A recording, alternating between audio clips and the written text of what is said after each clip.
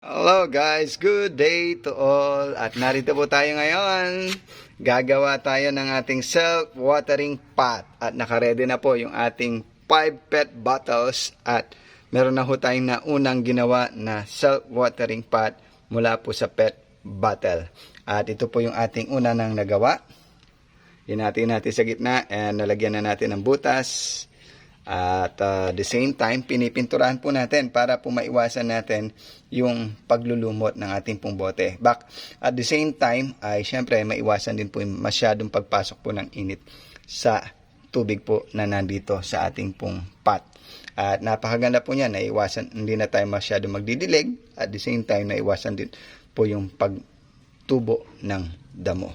At para naman po sa mixture ng ating lupa na ilalagay sa ating self-watering pot, I have here 1 part of garden soil, 1 part of vermicompost, and 1 part of carbonized rice hull. Ito pong carbonized rice hull, ginawa ko lang din po ito.